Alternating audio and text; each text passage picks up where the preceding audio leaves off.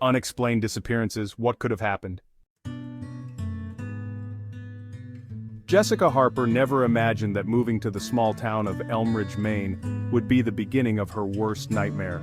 The town was quiet, almost sleepy, the perfect place to start her life over after a difficult divorce. However, local lore told of strange disappearances that had been occurring here for decades. No one had found any bodies, and all attempts at investigations had hit a dead end. Jessica did not believe in mysticism until she found herself in the center of events. It all started when Jessica's neighbors, a married couple, Michael and Sarah Watson, disappeared one cold November night. Their house was locked from the inside, their car was parked, and their coffee was still cooling in the cups on the kitchen table. The next morning, the only people left in the house were their dog, who howled like he'd seen something terrible. Jessica couldn't shake the feeling that she was being watched.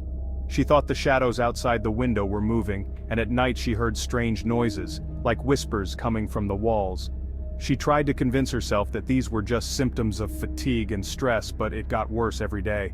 One night, barely asleep, Jessica heard scraping under her bed. Gathering her wits, she turned on the flashlight on her phone and slowly looked down. There was nothing there. But as she lay down again, the door to the bedroom began to slowly open, making a long creaking sound. There was no one on the threshold, but the cold wind hit her in the face, despite the closed windows. The next morning, Jessica decided to talk to the local sheriff, Tom Miller. He was a sullen man who was clearly not eager to discuss the disappearances. "It's best not to try to find out anything, Jessica," he said, avoiding looking her in the eye. Some things are best left alone, but Jessica couldn't just leave it alone. At night, she set out into the woods behind her house where the disappearances were rumored to be taking place. With flashlight in hand, she made her way through the dense thicket until she came upon an old abandoned barn. The door was ajar, and whispers came from inside.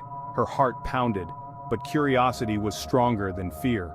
When she stepped inside, the light from the flashlight illuminated the walls, which were covered with strange symbols. In the center of the barn was a deep pit from which an ominous black mist stretched.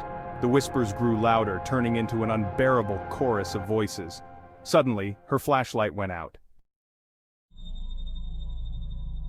The last thing Jessica felt was someone's hand, cold as ice, grabbing her wrist. She screamed, but her voice dissolved into the sound of whispers. In the morning, all they found in her house was a broken coffee cup and an open door. Jessica Harper had vanished without a trace, like so many before her. Since then, the barn has stood in the woods, and the locals try not to go in there even during the day. No one knows what lurks in that hole, but everyone is sure of one thing. Once you go in there, there's no going back.